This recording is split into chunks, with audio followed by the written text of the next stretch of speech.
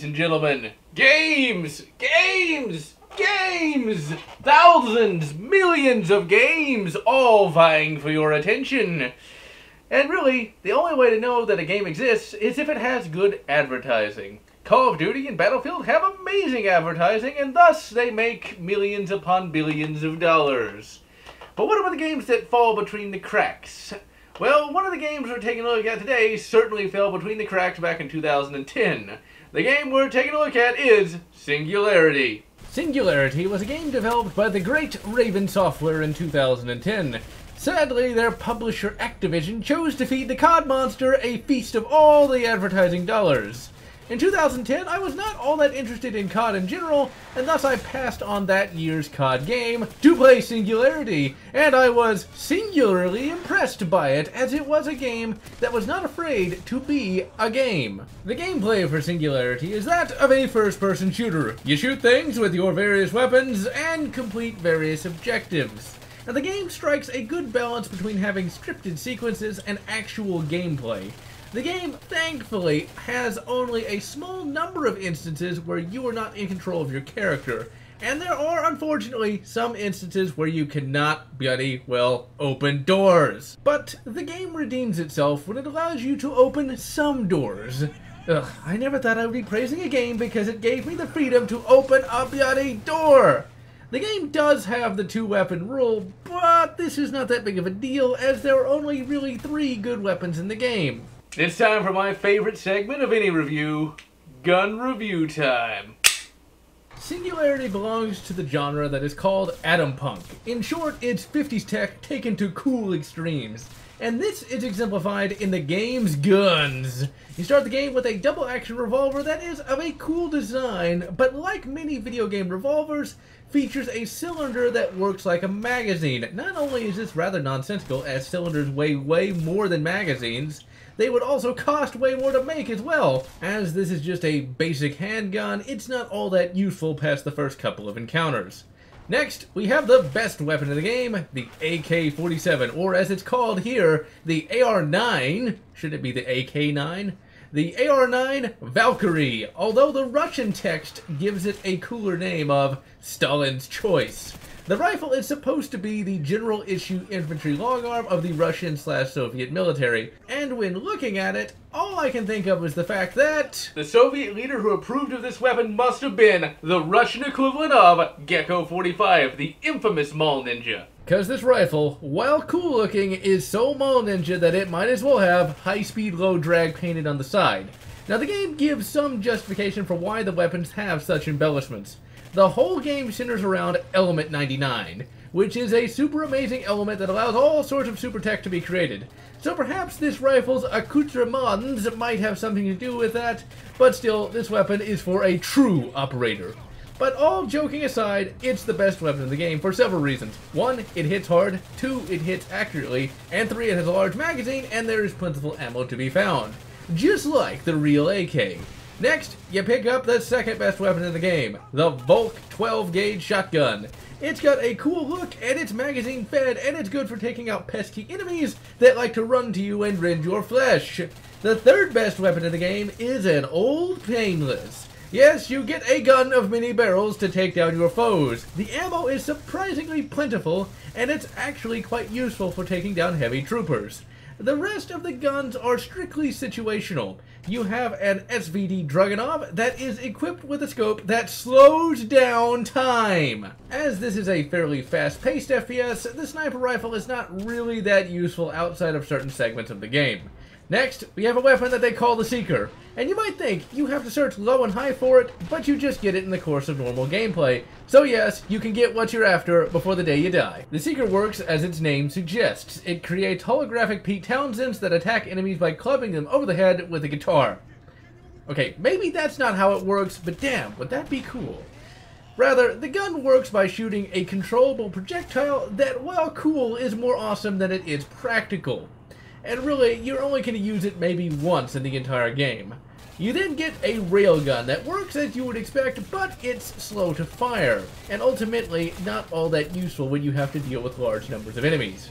Later in the game, you can get a grenade launcher. However, I never found it to be all that useful, and it really just is not worth carrying in your second slot. So with the weapons out of the way, let's look at the gadget for the game, the TMD. The TMD is a gadget similar to the Half-Life 2 gravity gun, although after having played Half-Life 2 recently, I feel that the TMD is a better gadget as it does far more and feels less like a gimmick. The TMD is a super tech time dilation device that has a number of powers that you can use. You can age and de-age certain objects, you can slow time in certain areas, and it replaces your melee attack. And since the game does not have a map, it can also show you where you need to go. The game implements the TMD quite well, and as you play the game, you use its various powers more than one at a time, and it's actually useful in normal gameplay as well, but it does not take away from the shooting and balances with the rest of the gameplay. As said earlier, the game is not afraid of being a game, meaning there are game elements to the game. You have weapons lockers and upgrade stations. The weapons lockers hold all of the weapons you have unlocked, meaning you can switch out your various weapons. You can also purchase ammo at the locker as well using E99 tech. E99 tech are little pickups that are found in the game world and encourage exploration. You can also upgrade weapons by finding weapon tech scattered around the world as well.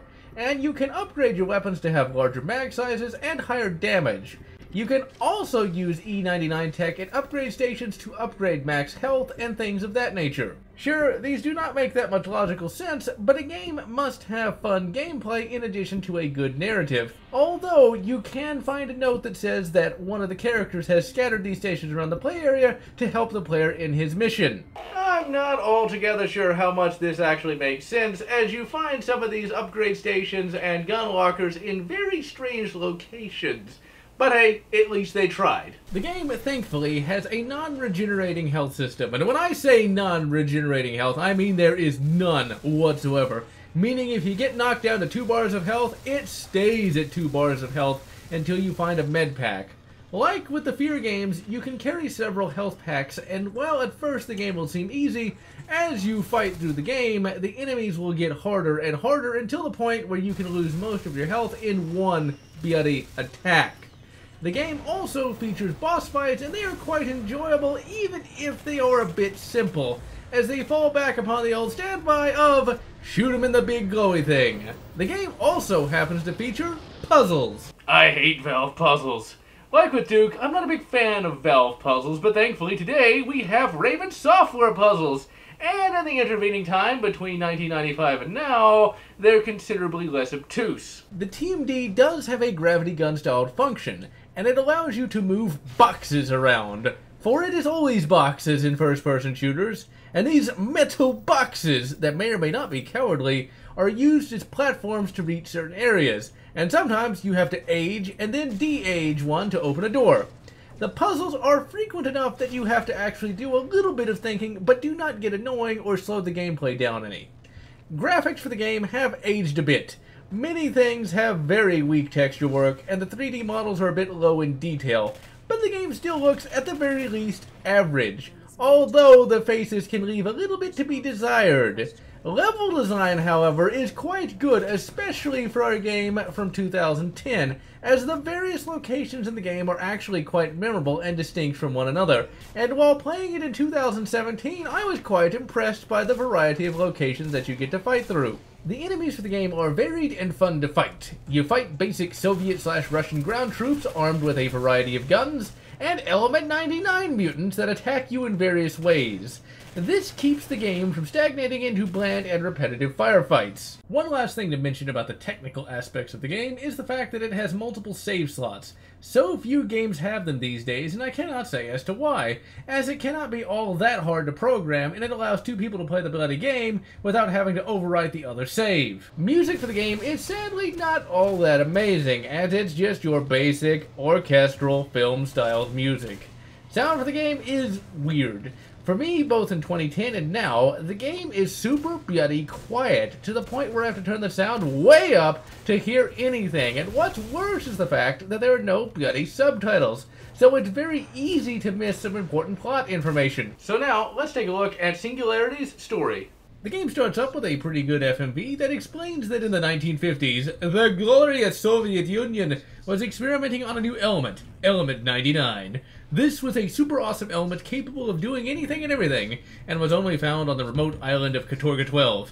Eventually, a massive explosion rips through the research station, killing everyone. The glorious Soviet Union seals the records on Katorga 12 and keeps the island uninhabited. In the space year 2010, a spy satellite picks up a power surge on the island, and you, a member of the Marine Force Recon, is sent in to investigate with a team of operators. The game itself, though, has pretty much what is primarily a time travel plot. Your helo chopper gets hit by a time wave and you crash. It is on the island of Katorga 12 where all the game takes place, and it's a pretty cool island at that, and shows off a really well thought out and implemented art style that takes a bit of inspiration from BioShock but really comes into its own later in the game. The first part of the game really feels like a bit of a parody of modern first-person shooters. I think old Raven was a bit cross at Activision for dumping dump trucks of money down the gullet of the COD monster. After the first chapter of the game, the Singularity really does come into its own thing, and it alternates between being a Half-Life 2 with Russians kind of game and a proto-Wolfenstein New Order game. Since there is some time travel afoot, you the player end up changing the present. Instead of our 2010, there's instead an alternate 2010 where the glorious motherland has taken control of the whole world and is holding it in its iron grip. So this is somewhat like Half-Life 2. You are the lone hero who must stop tyrants with both shooting and science.